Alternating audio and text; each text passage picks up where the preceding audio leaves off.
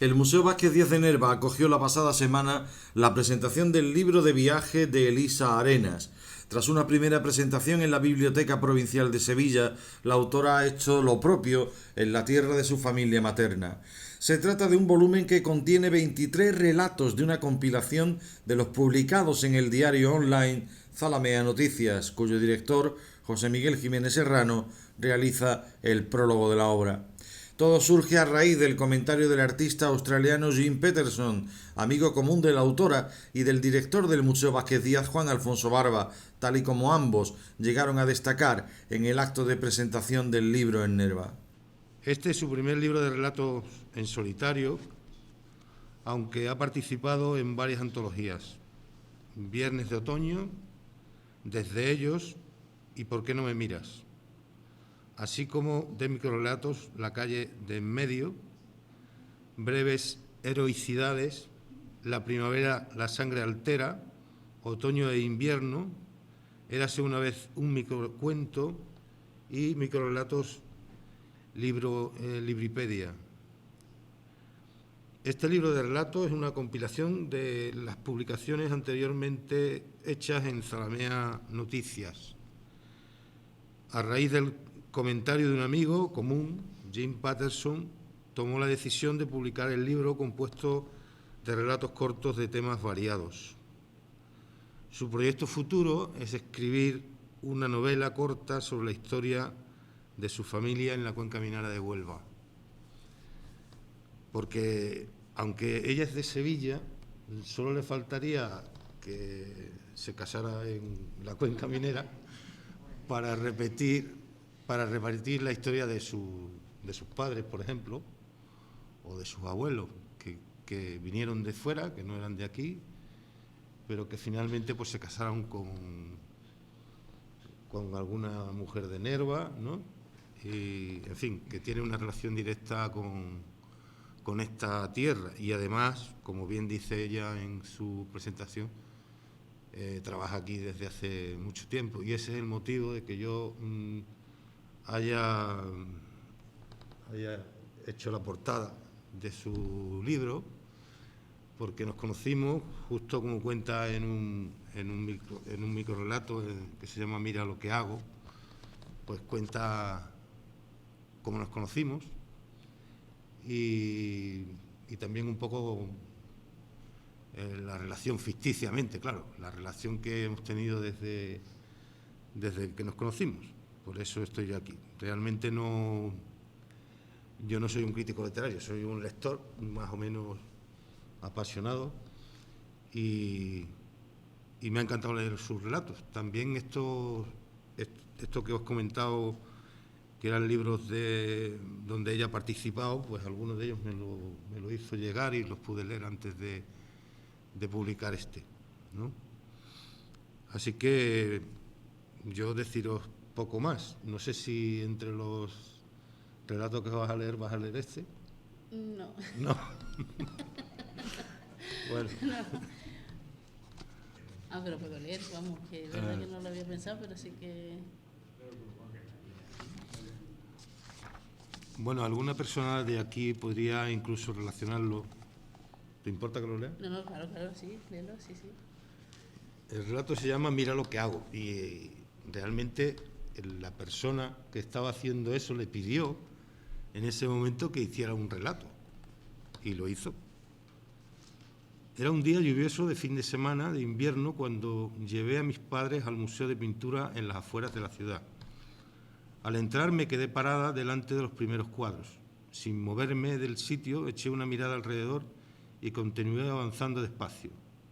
Mis padres y yo comentamos los cuadros que más nos gustaban, y en particular uno llamado Niño en la playa con perro muerto. Me quedé quieta unos momentos. Esta exposición era de Enrique Moniz Mora. Me quedé quieta unos momentos delante del cuadro y después continué hasta verlos todos. Mis padres, cansados, se sentaron en la entrada a esperar que yo siguiera observándolos. Estaban a la venta y comenté en recepción que quería comprar uno. Me pidieron que esperara, pues iba a llamar al director del museo. No tardó mucho y me acompañó mientras yo comentaba los cuadros en los que me había fijado. Me explicó de dónde provenían y me facilitó más información sobre el artista. Yo escuchaba en silencio, sin interrumpir apenas. Le comenté el cuadro que quería comprar y me contestó que era una buena elección. Quedamos en que lo recogería la próxima semana. Volví al siguiente sábado, entregué el resguardo y me ayudaron a cargar el cuadro en el coche. Decidí que ya estaba sola y que no me esperaba nadie, aprovecharía para dar una vuelta por el pueblo. Era un día luminoso y cálido. Me acordé de un amigo de un pueblo cercano, lo llamé y se sorprendió al saber dónde me encontraba. Estaba terminando de cazar y para cuando yo llegara donde él se encontraba podríamos tomarnos algo. Al terminar me dijo que tenía que marcharse, pero que por la tarde saldría de nuevo al campo por si quería acompañarle. Me quedé dando un paseo y más tarde me recogió. Al llegar me prestó ropa de camuflaje y me pidió que llevara la escopeta de repuesto. No había nadie más a la vista, solo estábamos él, su perro y yo. La puesta de sol era preciosa, aunque él solo estaba pendiente de los pájaros. Disparaba y yo me acercaba a recoger al animal que todavía estaba caliente, incluso alguno todavía no había muerto cuando lo recogí. Al despedirnos me preguntó si yo sabía cocinar zórzolas. Le respondí que por supuesto, que estaba acostumbrada a hacerlo y me dio algunos. Los puse en el suelo del coche debajo del cuadro que estaba en el asiento de atrás. Al día siguiente llamé a mi madre para decirle que le iba a llevar los zorzales para que los cocinara, pero me contestó que no los quería. Me quedé mirando los ojos muertos de los animales, miré el cuadro que estaba sobre el sofá y busqué en la red alguna receta para guisarlos. Primero había que quitarles las plumas. Mientras lo hacía, por el hueco del pasaplatos, miraba el cuadro en el salón. Algunos pájaros tenían todavía los perdigones en el cuerpo. La cocina se llenó de plumas y mis manos de sangre. Los cociné, se me quemaron, me los comí y le envié un mensaje. Los pájaros estaban muy ricos. Me contestó: cazando me siento bien, la naturaleza, mi perro, mis pensamientos. Miré el cuadro. El niño está de espalda, cara al mar, mirando el perro muerto en la orilla. Unos meses más tarde empecé a trabajar cerca de donde había comprado el cuadro. Al poco de llegar me explicaron que una de mis funciones sería colaborar con el director del museo. Una compañera me hizo llegar información, incluyendo fotos de algunas de sus obras y uno de los cuadros que me llamó especialmente la atención. Fuimos a verle. Mi compañera y él habían trabajado juntos antes y hablaron de personas que ambas conocían. Mientras yo observaba el entorno, el espacio de trabajo, la calle a través del balcón abierto, enfrente del escritorio, los objetos y sobre todo un cuadro suyo que ambas comentamos que nos gustaba. Al marcharnos me llevé la revista donde había publicado la crónica de un viaje que había hecho con otro artista al otro lado del mundo, en la que explicaba cómo allí tenían casas de estudio donde cualquiera puede ver cómo trabajan. Pero yo solo llevo a mi estudio a quien quiero. A los pocos días volví sola para concretar detalles y me enseñó obras de su compañero. Mientras yo las contemplaba en detenimiento, él me dejaba tiempo en silencio, permitiéndome hablar quizás demasiado. El fin de semana nos invitó a otro colega y a mí a cenar en su casa y al terminar nos enseñó su estudio. En la entrada estaba el original del cuadro que me gustó tanto. Le dije que me gustaría comprarlo si algún día lo vendía.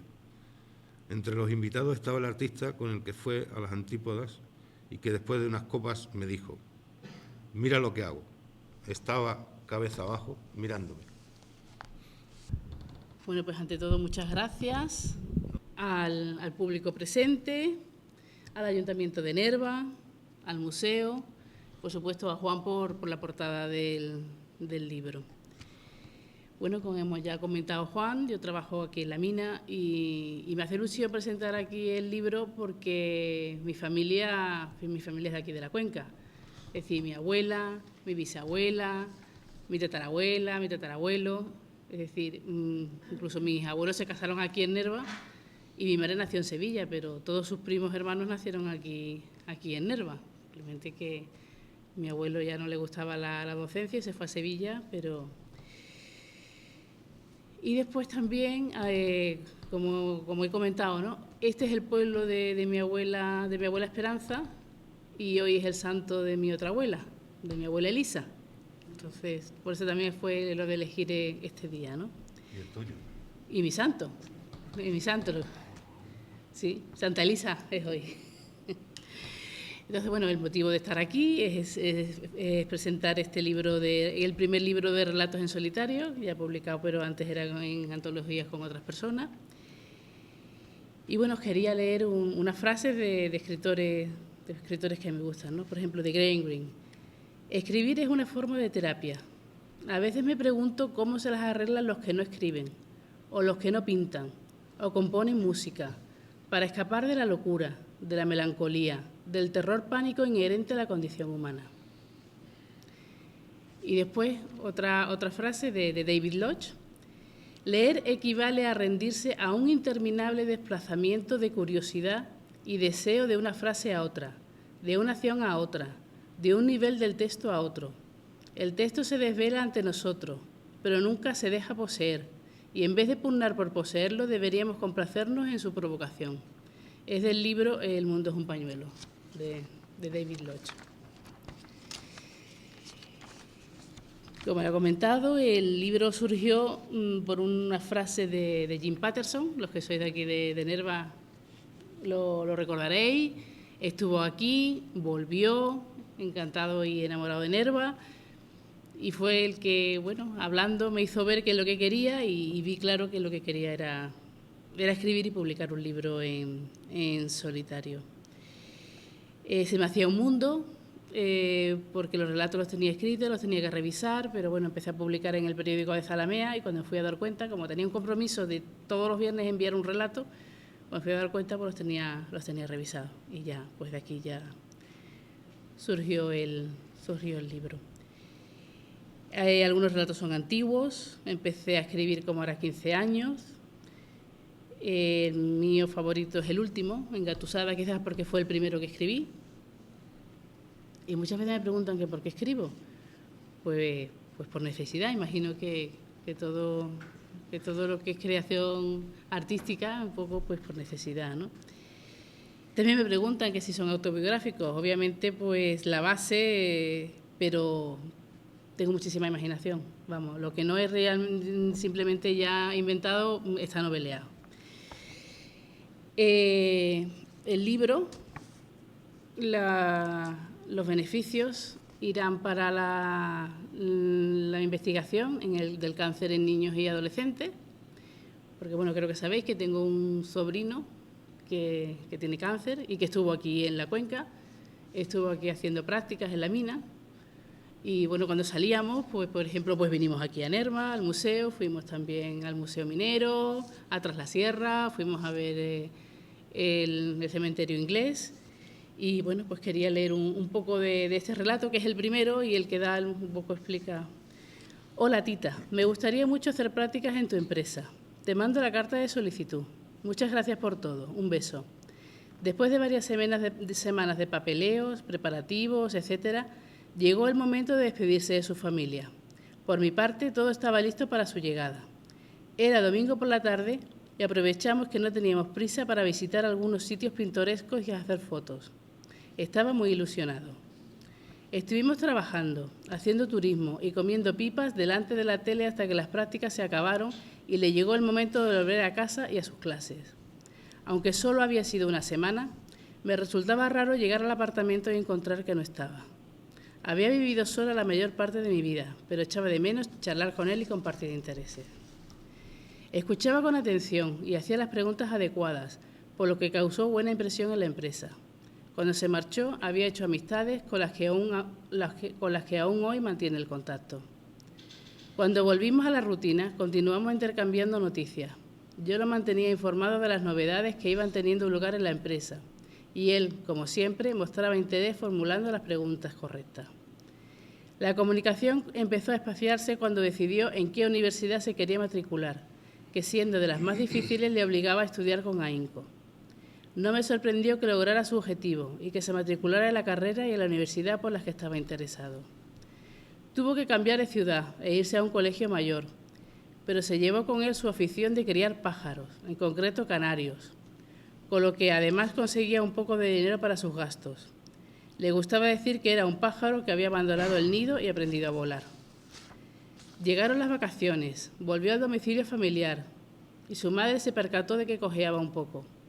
Al preguntarle, contestó que seguramente era una pequeña lesión de haber jugado al fútbol o por una mala postura estudiando y que estaba visitando a un fisioterapeuta. Mi hermana no se quedó tranquila y fueron al hospital. El resultado fue que tenía un tumor en el hueso de la cadera. Cuando me lo dijeron, lo primero que pensé fue que era un error, que no era posible. Sonaba como algo lejano, distante. Siguieron haciéndole pruebas y el diagnóstico se confirmó. Tenía un osteosarcoma enorme. No volvió a retomar sus estudios después de las vacaciones, al menos de forma oficial. Se quedó con su familia para el tratamiento.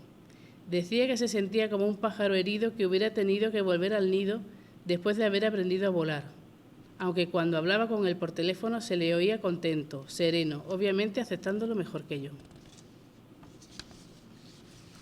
A pesar de los efectos secundarios de la quimioterapia, continuó con su afición y fue recibiendo fotos de los canarios, los huevos, los polluelos, que recién nacidos no estaban muy agraciados, y así hasta que vendió las crías mientras seguía esperando que nacieran más. Bueno, este no es el relato completo, es solamente una parte, ¿no?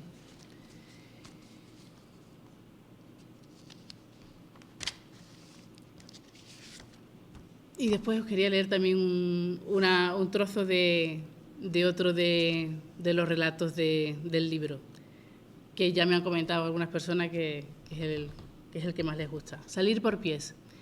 Le encantaba cómo la tocaba, sin prisa, prestando atención a los detalles, terminando con un suave masaje. A pesar de los consejos, no se cuidaba lo suficiente y así tenía excusa para pedir cita con frecuencia. La ayudante se asomó para avisarla de que podía pasar y Soledad entró en la consulta del podólogo, que esta vez no era el de siempre. Buenas tardes. ¿Soledad Gómez? Es la primera vez que viene, ¿verdad? Buenas. He venido antes, pero siempre me ha atendido su compañero. Le ha surgido un imprevisto y le estoy sustituyendo. Por favor, descálcese y túmbese. Soledad se quitó los zapatos y se reclinó en la camilla. Tan pronto comenzó, se dio cuenta de que no iba a ser la relajante tarde que se había imaginado. Los dedos se encogieron hacia adentro y el pie se retrajo en un movimiento reflejo. Si le duele, me lo dice. No me duele, pero tengo cosquillas.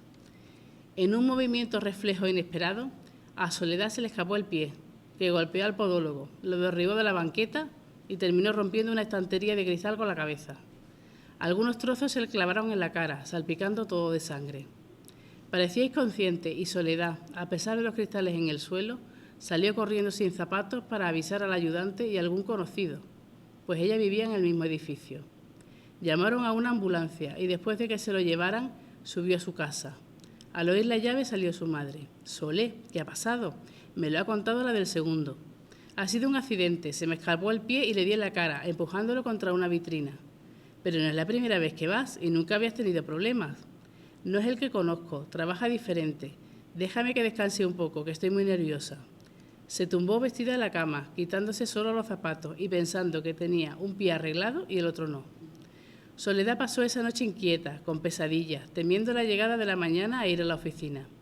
Cuando sonó el despertador, saltó de la cama, desayunó rápidamente y se arregló en un tiempo récord. Cuando se disponía a salir de casa, pegó la oreja a la puerta para asegurarse de que no sonaba el ascensor ni pasos en la escalera. Quería estar segura de no cruzarse con ningún vecino. La jornada se le hizo eterna y resultó agotadora.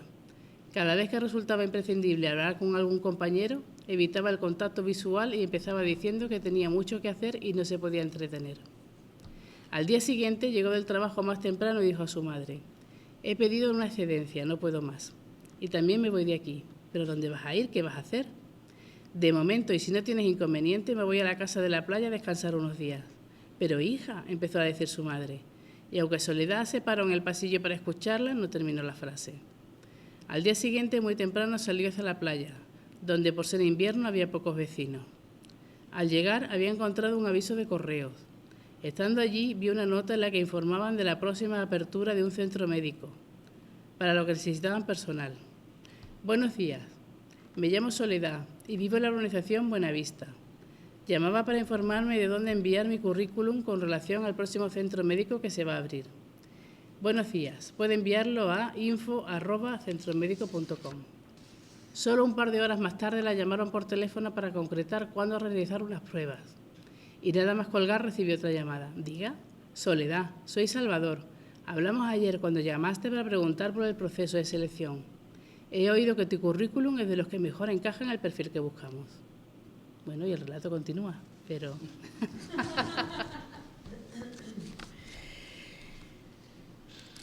Bueno, pues como ha dicho Juan, mi futuro proyecto es escribir sobre mi familia. Aquí se conocieron mis abuelos.